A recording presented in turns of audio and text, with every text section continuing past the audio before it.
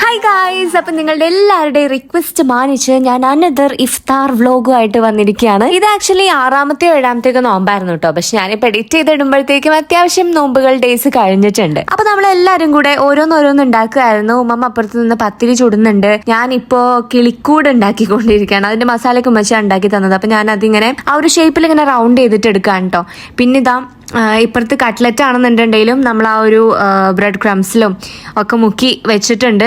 മുട്ടയിൽ മുക്കി bread ക്രംസിൽ coat ചെയ്ത് വെച്ചിട്ടുണ്ട്. അത് ഞാനും ഹൈമയും കൂടെ ആയിരുന്നു ചെയ്തിട്ടുണ്ടായിരുന്നത്. ഇപ്പം കിളിക്കൂടിന്റെ മസാല ഉണ്ടാക്കിയിട്ട് ഉമ്മച്ചി എനിക്ക് തന്നതാണ് ഇങ്ങനെ കൂടാക്കി വെക്കാൻ വേണ്ടിയിട്ട്. കിളിക്കൂട് എന്ന് പറഞ്ഞു കഴിഞ്ഞാൽ നിങ്ങൾ കഴിച്ചിട്ടൊക്കെ ഉണ്ടാവും. ജസ്റ്റ് ആ ഒരു മസാല ഇങ്ങനെ കിളിക്കൂടിന്റെ ഷേപ്പിലാക്കിയിട്ട് ഇങ്ങനെ വേർമിസെല്ലി ഒക്കെ കവർ ചെയ്ത് കോട്ട് ചെയ്ത് അങ്ങനെ ഉണ്ടാക്കുന്ന ഒരു ഐറ്റമാണ് കിളിക്കൂട്.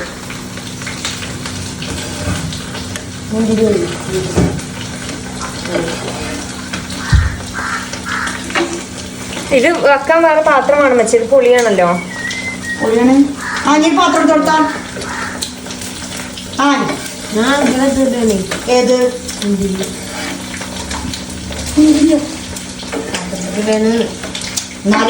എടുത്ത് കൊടുക്കാൻ പറ്റുമല്ലോ അതിൻ്റെ അടിയിൽ കൂടാണ്.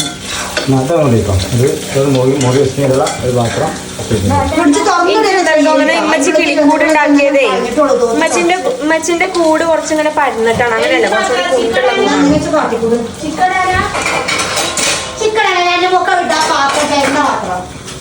കിളിക്കൂട് ബാക്കി വെക്കാനേ പരന്ന പ്ലേറ്റ് എടുക്കേ.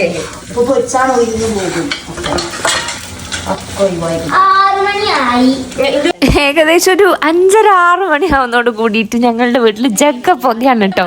കേട്ടില്ല നിങ്ങൾ ആ ഒരു ശബ്ദ കോലാഹലങ്ങൾ? പക്ഷെ നല്ല രസമാണ് കേട്ടോ. ഞാൻ ഒറ്റയ്ക്കാവുമ്പോൾ അല്ലെങ്കിൽ ഇവരുടെ അടുത്തുനിന്ന് മാറി നിൽക്കുമ്പോഴൊക്കെ ഞാൻ ഏറ്റവും കൂടുതൽ മിസ് ചെയ്യുന്നത് നമ്മളെ വീട്ടിലെ ബഹളാണ് കേട്ടോ. അതായത് പ്രത്യേകിച്ച് ഒരു നോമ്പിന്റെ സമയമോ അല്ലെങ്കിൽ എന്തെങ്കിലും പരിപാടിയൊക്കെ ആകുമ്പോഴോ ഒക്കെ ആണെന്നുണ്ടെങ്കിൽ എല്ലാവരും കൂടെ കിച്ചണിൽ കിടന്ന് കലവിലായിരിക്കും. എൻ്റെ ഫേവറേറ്റ് പാട്ടാണത്. ചിക്കൻ്റെ മന്തി പോകണ്ട ഇനി പ്ലാനില്ല.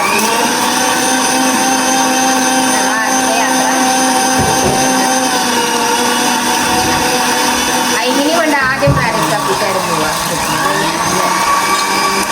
ആദ്യം ഇവിടെ മുറ്റത്ത് തന്നെ ഒട്ടാൻ വേണ്ടിയിട്ടുണ്ട്. ഇത് ആക്ച്വലി ഹാനിന്റെ ബർത്ത്ഡേന്റെ ഒക്കെ മുന്നേ ആണ് കേട്ടോ. ഹാനിന്റെ ബർത്ത്ഡേ March 23 അവളുടെ 18th ബർത്ത്ഡേ. അപ്പൊ 18 വയസ്സായാലും ഉടനെ തന്നെ ലൈസൻസ് എടുക്കണം എന്നുള്ള കാര്യങ്ങളാണ് കേട്ടോ ഹാനി പറഞ്ഞുകൊണ്ടിരിക്കുന്നത്. അപ്പൊ ഹൈമി മുന്നേ ഹാനിന്റെ അടുത്ത് പറയായിരുന്നു, ഹാനി എനിക്ക് ലൈസൻസ് കിട്ടിയാൽ നമ്മൾ ആദ്യം പോണത് ഇവിടെ പ്ലാനറ്റ് കഫേക്കാണ്, നേരെ എന്നെ പ്ലാനറ്റ് കഫേക്ക് കൊണ്ടുപോകണമെന്ന് ഹൈമി ഇടക്കിടക്ക് കൂടെ ഹാനിന്റെ അടുത്ത് പറയും. അപ്പൊ ആ കാര്യങ്ങളാണ് കേട്ടോ ഇവിടെ ഡിസ്കസ് ചെയ്തുകൊണ്ടിരിക്കുന്നത്. അപ്പോൾ ഇതാ കിളിക്കൂടുകൾ ഓരോന്നോരോന്നായി ഇവിടെ റെഡി ആവുന്നുണ്ട്. ഞാൻ ആ വെർമിസെല്ലിയിൽ ഇങ്ങനെ കോട്ട് ചെയ്തെടുക്കുകയാണ്.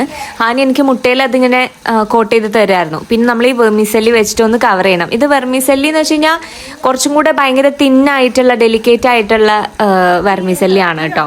അതായത് ഈ കുനാഫയ്ക്കൊക്കെ യൂസ് ചെയ്യുന്ന പോലത്തെ ആ ടൈപ്പ്. ഇനി കറക്റ്റായിട്ട് എന്തെങ്കിലും പേരുണ്ടോ എന്ന് എനിക്ക് അറിയില്ല, എനിക്ക് ഓർമ്മയില്ല, ഞാൻ ചോദിച്ചിട്ടുണ്ടായിരുന്നില്ല.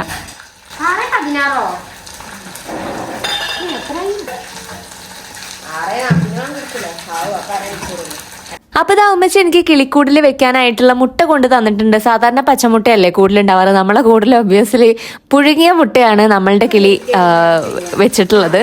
പിന്നെ അത് അപ്പുറത്ത് ചിക്കൻ പൊരിക്കുന്നുണ്ട്, ഇപ്പുറത്ത് കട്ട്ലറ്റും പൊരിക്കുന്നുണ്ട്. ഓരോന്നായി തുടങ്ങി. ഏകദേശം 6 മണിയൊക്കെ ആയിട്ടുണ്ട് കേട്ടോ. ഇന്നിവിടെ ഷൈനും ഉണ്ട്. അപ്പൊ അതുകൊണ്ട് തന്നെ ഉമ്മച്ചി കിളിക്കൂടും കൂടി ഉണ്ടാക്കാന്ന് പറഞ്ഞിട്ട് ഉണ്ടാക്കിയതായിരുന്നു. പിന്നെ പപ്പ ഇവിടെ ഗ്രേപ്പ് ജ്യൂസ് ഒക്കെ അടിച്ച് വെച്ചിട്ടുണ്ട്. നമ്മൾ ഇന്ന് മോർണിംഗ് ബഡ്ജറ്റിൽ പോയിട്ടുണ്ടായിരുന്നു, മഞ്ചേരി ബഡ്ജറ്റിൽ. അപ്പൊ വാങ്ങിയതായിരുന്നു കേട്ടോ ഈ ഒരു പാഷൻ ഫ്രൂട്ടിന്റെ സ്ക്വാഷ്.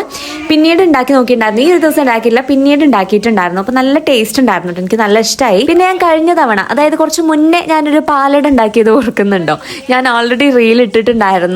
നമ്മൾ കുറച്ച് ബുദ്ധിമുട്ടിയതായിരുന്നു ആ പാലടനെ കൊണ്ട്. അപ്പൊ അതിലേക്ക് കുറച്ചും കൂടെ ആഡ് ചെയ്യാനായിട്ട് ഞാൻ എക്സ്ട്രാ പാലട, ആ ഒരു അട മാത്രം വാങ്ങിച്ചിട്ടുണ്ടായിരുന്നു.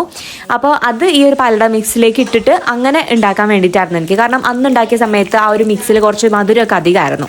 പക്ഷേ ഇപ്പൊ നോമ്പ് തുറക്കുമ്പോഴത്തേക്കും ഉണ്ടാക്കാനായിട്ട് ടൈം എന്തായാലും ഉണ്ടാവാൻ സാധ്യതയില്ല. അപ്പോൾ നോമ്പൊക്കെ തുറന്നു കഴിഞ്ഞ് മെല്ലെ ഉണ്ടാക്കാനാണ് പ്ലാൻ. ഇനി നമുക്ക് കിളിക്കൂടും കൂടിയാണ് പൊരിക്കാനുള്ളത് കേട്ടോ. ഇത് പൊരിച്ചു കഴിഞ്ഞിട്ടാണ് നമ്മൾ മുട്ട അതിലേക്ക് വെച്ച് കൊടുക്കുന്നത്. പിന്നെ അതിൻ്റെ ഇടയിൽ ഞാൻ ആ വാങ്ങിച്ചിട്ടുണ്ടായിരുന്ന അട ഉണ്ടല്ലോ, അപ്പം അത് മറ്റേ പാലട മിക്സിൻ്റെ കൂടെ ചേർത്തിട്ട് പായസം ഉണ്ടാക്കാൻ വേണ്ടിയിട്ടാണ് ഞാൻ പ്ലാൻ ചെയ്തിട്ടുള്ളത്. അപ്പം ഞാൻ അത് കഴുകാനൊക്കെ വേണ്ടിയിട്ട് നിൽക്കുവാണ്. അപ്പോൾ അട വേവിക്കാൻ വേണ്ടിയിട്ട് വെച്ചു. പിന്നെ കിളിക്കൂട് അതിൻ്റെ ഇടയിൽ കുറച്ചായിട്ട് പൊരിച്ച് എടുക്കുന്നുണ്ട്. പൊരിച്ച കിളിക്കൂട്ടിലേക്ക് ഹൈമയായിരുന്നു കേട്ടോ ഒരു എഗ്ഗ് ഇങ്ങനെ വെച്ച് കൊടുക്കുന്നത്. ഇത് കാടമുട്ടയാണ്. സാധാരണ കിളി ഓലയും നാരും ഒക്കെ കൊണ്ടാണല്ലോ കൂടുണ്ടാക്കണത്. അപ്പോൾ ഈ കിളിക്കൂട് ഉമ്മച്ചിക്ക് വൻ നിർബന്ധം മല്ലിയില വെച്ചിട്ട് ഗാർണിഷ് ചെയ്യണത്. അപ്പോൾ മല്ലിയില വെച്ചിട്ടാണ് നമ്മളുടെ കിളി കൂടുണ്ടാക്കിയിട്ടുള്ളത്.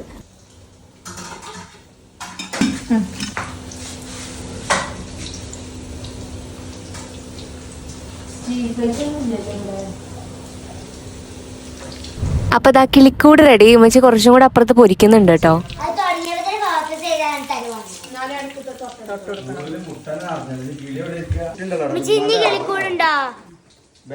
ഒന്നും കൂടി ഉണ്ട്.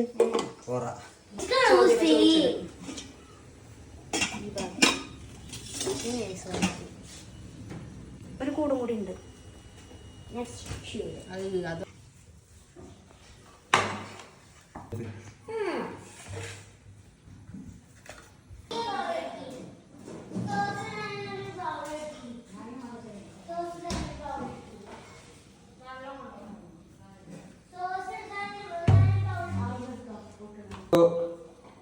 ഇപ്പം ഏകദേശം ബാങ്ക് കൊടുക്കാനൊക്കെ ഉള്ള ടൈമായിട്ട് അപ്പോൾ നമ്മളെല്ലാം ടേബിളിലേക്ക് ഇങ്ങനെ ട്രാൻസ്ഫർ ചെയ്തുകൊണ്ടിരിക്കുകയാണ്. എനിക്ക് ഏറ്റവും ഇഷ്ടപ്പെട്ട ഫ്രൂട്ടാണ് പച്ചമുന്തിരിയുടെ പച്ചമുന്തിരിയും പിന്നെ അതുപോലെ തന്നെ കറുത്ത കുരുവില്ലാത്ത മുന്തിരിയും. അത് രണ്ടെൻ്റെ ഫേവറേറ്റ് ആണ്. അപ്പോൾ അതുണ്ട്. പിന്നെ വത്തക്ക ഇടിച്ച് കലക്കി വെച്ചിട്ടുണ്ട്, വാട്ടർമെലൺ. പിന്നെ ചിക്കൻ ഫ്രൈ ഉണ്ട്, പത്തിരി ഉണ്ട്, പിന്നെ കോഴി തേങ്ങ വറുത്തരച്ച് വെച്ച കറിയും പിന്നെ ഗ്രേപ്പ് ജ്യൂസും. ബാങ്ക് കൊടുത്തു, എല്ലാവരും നോമ്പൊക്കെ തുറന്നു. നമുക്ക് ഈ നോമ്പൊക്കെ തുറക്കുമ്പോൾ എല്ലാം കൂടെ ഒരുപാട് കഴിക്കണം എന്നൊക്കെ തോന്നുമെങ്കിലും പലപ്പോഴും അത് കഴിയാറില്ലല്ലോ, പലർക്കും അങ്ങനെയാണ്. പിന്നെ എന്താണ്, നമുക്ക് ഒന്നാമത് കുറെ വെള്ളമൊക്കെ അങ്ങോട്ട് കുടിച്ചു കഴിയുമ്പോൾ അപ്പം തന്നെ വയറു നിറയും. അപ്പം അങ്ങനെയൊക്കെ തന്നെയാണ് എല്ലാവരുടെയും നോമ്പിന്റെ കഥകളൊക്കെ. പിന്നെ കിളിക്കൂടൊക്കെ ഉണ്ടെങ്കിൽ കഴിച്ചു നോക്കിയപ്പോൾ നല്ല ടേസ്റ്റ് ഉണ്ടായിരുന്നു കേട്ടോ. ഞാൻ ആദ്യം കിളിക്കൂടാണ് എടുത്തത്, ദെൻ കട്ട്ലറ്റും. പക്ഷെ എനിക്ക് കട്ട്ലറ്റാണ് കൂടുതൽ ഇഷ്ടമായത് കേട്ടോ. അതിന്റെ ആ ഒരു മസാല മിക്സ് നല്ല അടിപൊളി ടേസ്റ്റ് ഉണ്ടായിരുന്നു.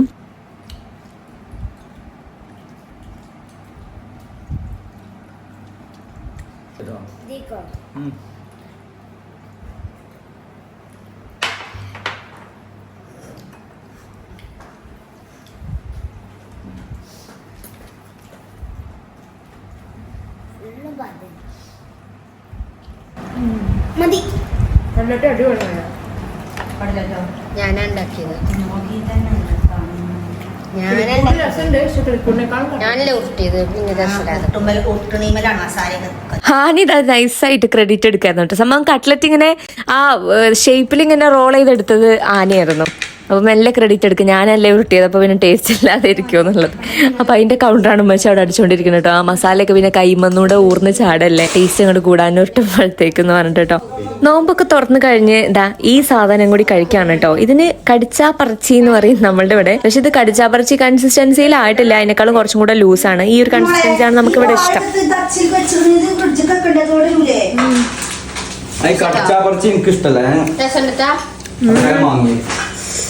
അങ്ങനെ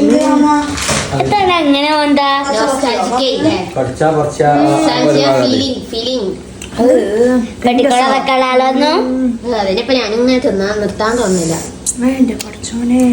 ഇനിയെങ്കിലും ഒന്ന് എടുത്തെടുക്കുക, എനിക്ക് തിന്നണം. പൈനാപ്പിളിനാണ് രസം. അപ്പൊ ഇതെന്താന്ന് വെച്ച് കഴിഞ്ഞാൽ ഈ പറങ്കിമാങ്ങന്റെ ജ്യൂസ് എടുത്തിട്ട് അതിന്റെ നീരെടുത്തിട്ട് ശർക്കരയൊക്കെ കൂട്ടി ഇങ്ങനെ കുറുക്കിയാണ് ഇങ്ങനെ ഉണ്ടാക്കാറ്. പലരും വീട്ടിലൊക്കെ ഉണ്ടാക്കിയിട്ടുണ്ടാവും. വേറെ പല നെയിംസിലാണ് ഇത് അറിയപ്പെടുന്നത് കേട്ടോ.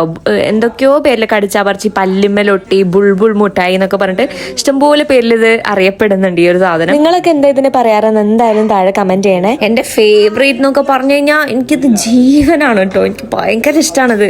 എക്സാജറേറ്റ് ചെയ്ത് പറയുന്ന പോലെ തോന്നുന്നുണ്ടെങ്കിലും ലിറ്ററലി ഇത് അങ്ങനെ തന്നെയാണ് കേട്ടോ. ഞാൻ ഓരോ പ്രാവശ്യം ഇങ്ങനെ ഈ പറകിഭാഗമൊക്കെ ഇങ്ങനെ പൂക്കുന്ന ആ ഒരു സംഭവം കിട്ടുന്ന ആ ഒരു സീസൺ ആവാൻ വേണ്ടിയിട്ട് ഇങ്ങനെ നോക്കിക്കും. അതങ്ങനെ ആയി കഴിഞ്ഞാൽ ഞാൻ മനസ്സിനൊരു സന്തോഷമാണ്. കാരണം എപ്പോഴും പറങ്ങിമാങ്ങ സീസൺ ആകുമ്പോൾ വീട്ടിൽ കറച്ചാപ്പറിച്ച് ഉണ്ടാക്കും. പപ്പ അമ്മച്ചൊക്കെ പറഞ്ഞു ഷായിന് കുറച്ച് കൊണ്ടേ കൊടുക്കുന്നു. അപ്പൊ ഞാനത് കൊണ്ടേ കൊടുത്തപ്പോ ഷായിൻചന്റെ എക്സ്പ്രഷൻസ് ആണ് നിങ്ങളെ കണ്ടുകൊണ്ടിരിക്കുന്നത്. അവൻ വായൊക്കെ കഴുകിയാ പിന്നെ ഒന്നും കഴിക്കില്ല എന്നാണ് കേട്ടോ പറയുന്നത്. അപ്പൊ ഇപ്രാവശ്യം ഉണ്ടാക്കിയതിൽ അതിന്റെ കൂടെ കുറച്ച് പൈനാപ്പിൾ ജ്യൂസും കൂടി പപ്പ ആഡ് ചെയ്തിട്ടുണ്ടായിരുന്നു. കാരണം പറങ്ങിമാങ്ങ ജ്യൂസ് കുറച്ചേ കിട്ടിയിട്ടുണ്ടായിരുന്നുള്ളൂ. അപ്പൊ അത് വേറൊരു ടേസ്റ്റായി മാറി. അപ്പൊ ഇനി ഇത് കുറച്ച് കഴിഞ്ഞിട്ടാണ് കേട്ടോ ഈ സംഭവങ്ങൾ, അതായത് ആ ബാക്കിയുള്ള പായസം നമ്മൾ അട നേരത്തെ വേവാൻ വെച്ചിട്ടുണ്ടായിരുന്നല്ലോ, അപ്പൊ അതെല്ലാം കൂടി ഇങ്ങോട്ട് ഇട്ട് ഇളക്കി നമ്മുടെ മിക്സും അതിന്റെ ഇടയിൽ വേവിച്ചതിലേക്ക് ഇട്ടിട്ടുണ്ടായിരുന്നു.